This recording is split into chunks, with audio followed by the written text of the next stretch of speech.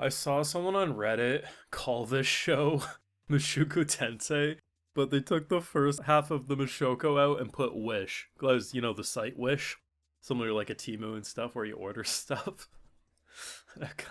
God, man, it was pretty funny. I gotta give them that. So, the internet hates this show. The internet's pissed. Like, there's no other way to put that. To be fair, if the internet wasn't mad at this show, they'd be mad at something else. Like, the internet just exists anymore just to be outraged. And if they aren't outraged, they manufacture outrage. But sometimes when the internet's, like, actually mad at something, you do look at it and you say, okay, I kind of get it. And this is one of those cases. Because there is very little animation. But here's the thing, and I said this last week, and I'm going to keep saying this. A lot of anime fans don't watch a lot of anime. They watch the biggest shows of the season. The Soul Levelings, the Demon Slayers, the Attack on Titans. And they don't realize what this show's doing isn't actually that different from a lot of anime. A lot of anime is very stiff and bland. The thing is, at least most anime will try to animate the fight scenes. This show doesn't really do that. They just kind of drag and drop a lot. But at the end of the day, the thing that I think saves a show like this is that the art direction is solid. A show like, say, The Newgate, its art was like a smiley face and a stick man by the end of its last episode.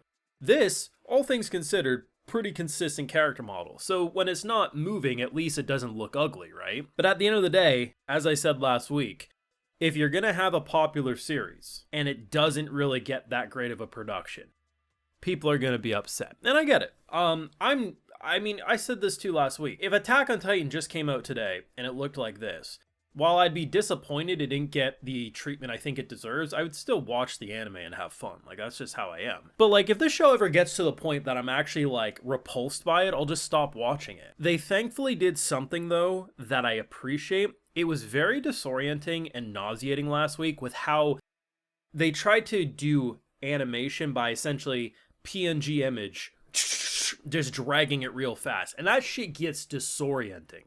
They didn't really do that this week. There was like 3 fights this episode. There was the wolves, there was the training, and then there was the final thing. The wolves was god awful. The second one, not shabby, like it's not too shabby. The third one, tolerable.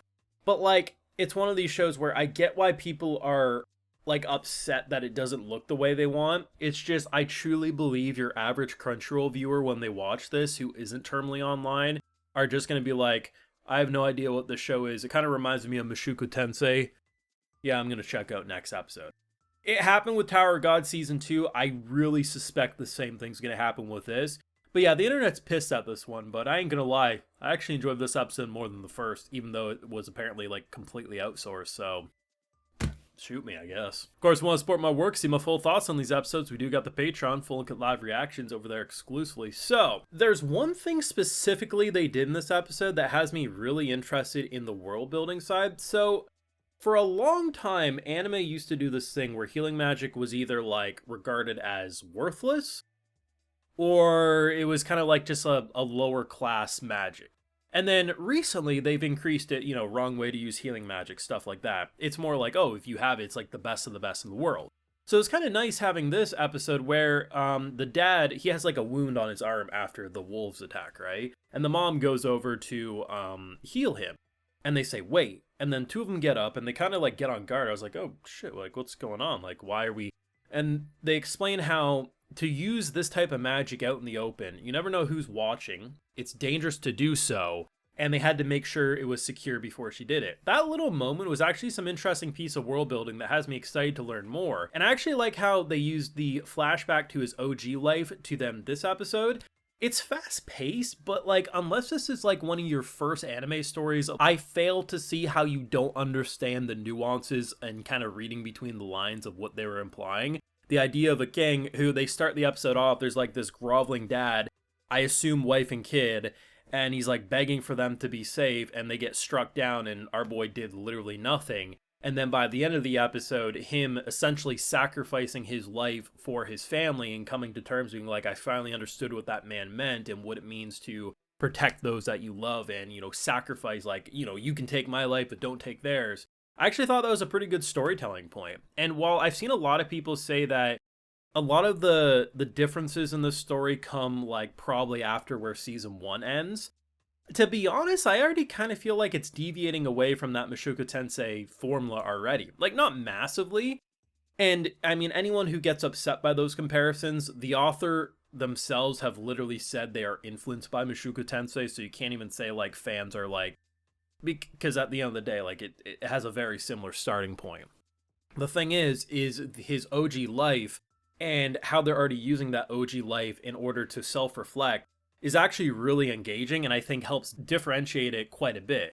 In a way, I think seeing episodes 1 and 2 back to back would have been a more enjoyable experience than having it be a weekly break, because I think a lot of my concerns and I guess intrigue of how different is this show going to actually feel once it gets going would have been, I would have let out a sigh of relief a little bit, because episode 2 makes it feel a lot more like its own show rather than, oh, insert clone of Mushoku Tensei. That said, as much as I enjoyed the actual story points, yeah, the production wasn't good. The art is good, and I don't think people should really shit talk the art because it doesn't look ugly one frame to the next. The issue is there isn't a lot of frames to make a piece of animation. The wolf fight was the worst. Like I said, it's just, it wasn't good at all. The little quick training montage wasn't too shabby. I actually think they do pretty good with the effects, like the overall sparkly effects and like the magical looking stuff that's going on. The final fight when they get jumped by the bandits wasn't the best, wasn't the worst, it just kind of existed. And I already know there's going to be people being like, you're too positive on the show. I'm just being honest. It just doesn't bother me. What bothered me last week mainly was that they just kept dragging around PNG images and it made me dizzy. They toned that down this episode. They did animate some stuff, but yeah, like at the end of the day, does it feel more like reading a motion manga? Kind of. But at the end of the day, at least the art's solid enough, the voice actors are good, the music's pretty badass, and to be honest, I'm having fun. I mean, I'm not gonna lose sleep if the internet hates this show. Like, they absolutely can. I'm just being honest in terms of I actually watched it and I had a good time. Maybe that's too positive for some people. Hey, that's your opinion. But at the end of the day, if people want to say this is the worst show they've ever seen, that go ahead. I still think about the Newgate. I have trauma from the Newgate because I know what bad art and animation can truly look like. At the end of the day, though, I will be shocked if we don't, in like 4 weeks' time, look at Crunchyroll's like most popular list in terms of their, because that's how they sort it, right? By like how many people are reviewing it, but also like watching it. Same thing happened with Tower God Season 2. I expect the same thing will happen here, but hey, maybe not. Maybe people actually just won't vibe with it, and that's all it will be. Who knows? Let me know your thoughts down below. What did you think of episode 2? I definitely think world building and character wise, they really kind of found their footing this episode. So that does have me excited to see where the story is going to go. And, you know, it's not going to happen, but yeah, hopefully the production gets better too. But your thoughts? Leave a like if you enjoyed, subscribe if you're new around here, of course, ring that bell, and like I mentioned, full live reactions over on Patreon, and hey, while you're over there, I'll also give you a video shout out. Alright, so today we got Ty Braunhaver, Javier Volkwitz, Rankar Snip, Karnsten Jensen, Jackson, Antonio Mitchell, Dr. Gold, Marshmallow God, and we also have David DTM. So I appreciate the support, everyone. Please take care. You all have a good one.